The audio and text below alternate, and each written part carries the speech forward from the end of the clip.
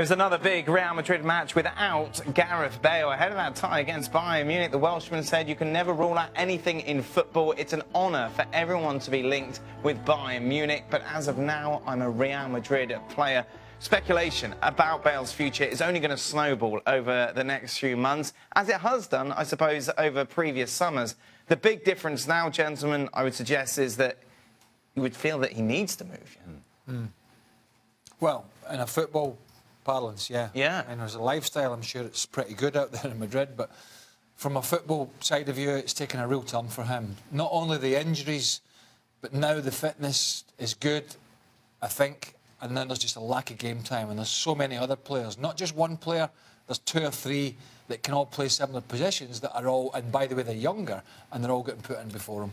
Let's say that there's something to this, Bayern Munich. Yeah, it's interesting because like when he was linked to Manchester United, he goes, no, I'm a Real Madrid player. He was dismissive. Here it's a little bit flirtier. Yes, like, I'm here. Yes, yeah. You know, he's showing a little bit. He's essentially saying, you know what, it wouldn't be the worst thing in the world to come to Bayern Munich. And if you look at what Bayern Munich needs, well, maybe an upgrade to players that are getting older. Sure. Arjen Robben is getting older. Yep. Frank Ribéry is getting older. Winger type that can use speed to cut inside and take a shot with his left foot. Bale can do that. So maybe this makes all the sense in the world. Maybe the pennies dropped eventually.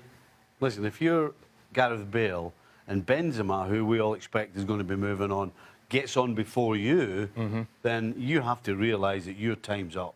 Because there's no question his time's up. Well, you look at it today. Isco, Benzema, Lucas Vazquez and Asensio. Yeah, the problem is money.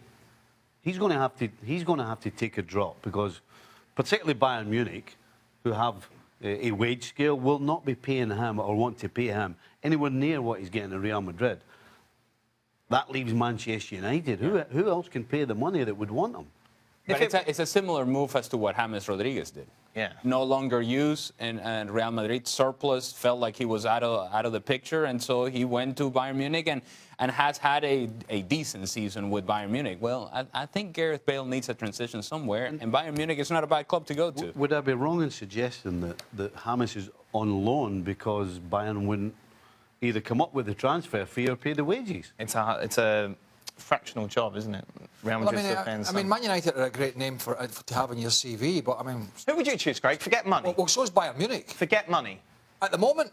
Would you go Bayern or Manchester At the moment, United? I go Bayern because you don't know exactly what next season what we're going to get from Man United. Right. We do know next season, barring a disaster, if he goes to Bayern Munich, he's getting a Bundesliga title, probably a German Cup, and they'll be flirting around at the later stages of the Champions League.